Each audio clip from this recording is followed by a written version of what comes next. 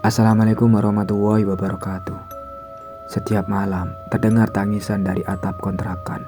Tapi saat dicek, atap itu ternyata menyatu dengan rumah yang sudah dibongkar 10 tahun lalu. Selamat datang di Rendera Story Horror. Kisah kali ini berjudul Suara Tangisan di Atap Rumah Kontrakan. Tetangga bilang tak ada rumah di sebelah. Baik, langsung saja kita ke ceritanya. Namaku Rahmat, umur 33 tahun, karyawan swasta di kota Perisinalpi, Jawa Tengah. Tahun lalu, aku pindah ke sebuah kontrakan sederhana di ujung gang kecil, sekitar 200 meter dari jalan utama. Kontrakan itu murah, bentuknya memanjang, hanya 4 petak. Dan aku tinggal di petak keempat paling ujung. Awalnya, semua terasa normal, lingkungan tenang, warga ramah, dan lokasinya dekat ke kantor. Tapi mulai minggu kedua, aku sering dengar suara tangisan perempuan dari atap, sekitar jam 1 malam ke atas. Suara itu lirih, serak, seperti orang yang sudah kehabisan tenaga. Malam itu aku baru pulang lembur, badanku capek, dan jam udah menunjukkan pukul 1:12 malam. Pas lagi selonjoran di kasur sambil nonton TV kecil, aku dengar suara dari atas plafon. Ada suara tangisan perempuan. Tangisnya pelan, seperti dicekik. Kupikir itu dari tetangga kontrakan sebelah. Tapi pas ku cek keluar, semua pintu terkunci, lampu mati, dan sepi total. Besok paginya, aku tanya ke Pak Darto, tetangga depan rumah yang udah tinggal di sana sejak 90-an. Pak, semalam ada yang nangis di atas atap ya? Dia langsung diam, tatapannya berubah serius. Mas Rahmat, tinggal di petak paling ujung kan? Itu atapnya nyambung ke atap. Itu atapnya nyambung ke bekas rumah Bu Tarti. Aku heran, emang masih ada ya rumah di sebelah? Dia geleng pelan. Rumah itu dibongkar tahun 2012. Gak ada bangunan di sebelah kontrakannya, Mas. Yang Mas dengar bukan orang itu. Penasaran, malam itu aku naik ke atas dengan senter kecil. Buka plafon, panjat ke atas loteng lewat kayu rak tua. Atap rumah kontrakan ini model lama, bisa dilewati sampai ujung. Tapi pas sampai bagian yang mengarah ke kiri, aku ngelihat sesuatu yang gak masuk akal. Ada bekas genteng terbuka dan rangka kayu terbakar. Seolah-olah di situ pernah ada rumah yang terbakar. Tapi anehnya, di tengah puing-puing itu ada bantal dan selimut lusuh. Dan di salah satu tiangnya tergantung syal putih dengan bercak hitam, seperti bekas terbakar. Saat aku sentuh syal itu, tiba-tiba terdengar suara dari arah belakangku. Itu punya aku, jangan diambil. Aku jatuh dari langit-langit, langsung mental ke lantai dapur.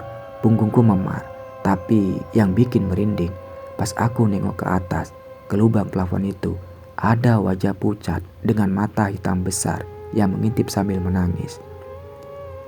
Balikin salku, balikin salku. Sejak aku jatuh dari plafon malam itu, badanku sering sakit-sakitan tanpa sebab. Tapi yang lebih parah, suara tangisan itu kini muncul setiap malam, bahkan saat aku belum tidur. Dan bukan cuma tangisan, terkadang diselingi suara nafas berat atau suara seret besi di atas genteng. Aku sempat rekam suara itu pakai HP, dan waktu kuputar rekamannya pagi-pagi, terdengar jelas seorang berkata, "Aku masih di sini.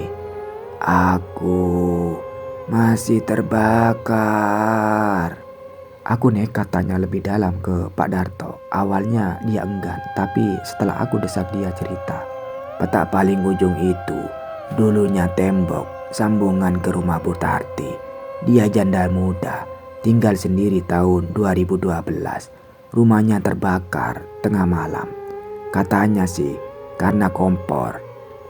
Tapi waktu pemadaman ada yang bilang Mereka dengar suara perempuan minta tolong dari atas atap. Waktu disisir, gak ditemukan mayatnya, tapi ada bau daging gosong dan sisanya kain sal putih.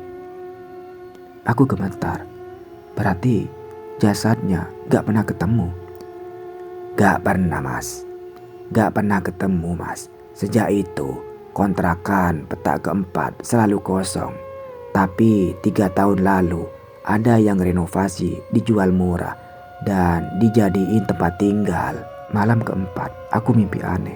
Aku berada di rumah tua yang terbakar dikelilingi api. Dan di depan pintu seorang perempuan berdiri sambil mengusap wajahnya yang melepuh. Dia memakai sal putih robek di ujungnya. Kenapa kamu buka atap itu? Itu gerbangku untuk pulang. Lalu dia mendekat dan saat wajahnya nyari menyentuhku, dia berbisik. Kalau kamu pegang salku, kamu harus jadi penggantiku. Aku terbangun dengan nafas ternganga dan lebih parah, sal yang kemarin kulihat di loteng kini ada di samping bantal. Aku gak kuat lagi, aku beresin barang-barang dan niat pindah. Tapi pas aku buka pintu pagi itu, suasana gang menjadi gelap. Bukan malam, tapi langit gelap. Suara ayam gak ada dan semua pintu tetangga tertutup rapat. Kupaksa keluar sambil bawa tas. Pas sampai di depan gang, jalan keluar seperti berubah menjadi tembok panjang tanpa ujung. Dan saat aku menoleh ke belakang, seluruh kontrakan hilang. Yang tersisa hanya rumah tua terbakar dengan atap setengah runtuh dan wanita bersal berdiri di atasnya menatapku.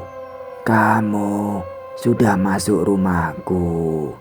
Kamu bagian dari apinya sekarang. Setelah menyentuh sal itu, hidupku berubah. Siang terasa pendek, malam terasa lama. Dan setiap aku melihat ke langit, warna langit di atas kontrakan selalu berbeda dari tempat lain. Awan menggumpal, gelap, pekat seperti jelaga. Seakan asap masih naik dari atap yang tak lagi ada. Aku mencoba keluar kota, bahkan keluar provinsi. Tapi setiap malam aku tetap mendengar suara yang sama. Kembalikan syalku atau bakar dirimu sendiri. Malam terakhir sebelum semuanya pecah, aku bermimpi. Aku berdiri di dalam ruangan kayu tua. Di hadapanku ada cermin besar berbingkai emas. Saat aku bercermin, bukan diriku yang terlihat. Yang muncul adalah perempuan bersal putih. Wajahnya meleleh, kulitnya menghitam, mata bolong. Aku tak pernah dimakamkan, tak pernah dikafani, tapi kau yang menemukan syalku. Maka kaulah yang harus menggantikanku. Saat dia bicara, tanganku mulai terbakar perlahan. Tapi aku tidak bisa menjerit, mulutku seperti terkunci rapat. Lalu suara terakhir yang kudengar. Jika kau tak mau, maka akan kuambil siapapun yang tinggal setelahmu. Akhirnya aku putuskan pergi diam-diam. Aku tinggalin semua barang, termasuk sal itu. Tapi sebulan kemudian aku dapat kabar. Petak keempat sudah ditempati penghuni baru, seorang ibu muda dan anak balitanya. Dan malam pertama mereka pindah, ibu itu ditemukan pingsan di dapur sambil menjepit lembaran kertas gambar. Di kertas itu tergambar seorang perempuan bersal berdiri di atas atap sambil menggendong anak kecil yang wajahnya hitam hangus. Sekarang aku tinggal di kota lain, tapi setiap tanggal 12 Oktober jam 1 malam, aku masih dengar suara tangisan samar-samar, entah dari mana. Dan kadang saat ku intip di balik jendela, ada bayangan seseorang berdiri di atas rumah seberang. Rambutnya panjang, sal putih melambai, menatap lurus ke arahku. Kamu belum terbakar, Rahmat. Itulah sebuah kisah tentang suara tangisan dari atap rumah kontrakan yang tak lagi punya atap. Terima kasih sudah bergabung di Rendra Story Horror. Jangan lupa like, komen, dan subscribe supaya nggak ketinggalan kisah-kisah horor lainnya. Sampai jumpa di cerita berikutnya. Wassalamualaikum warahmatullahi wabarakatuh.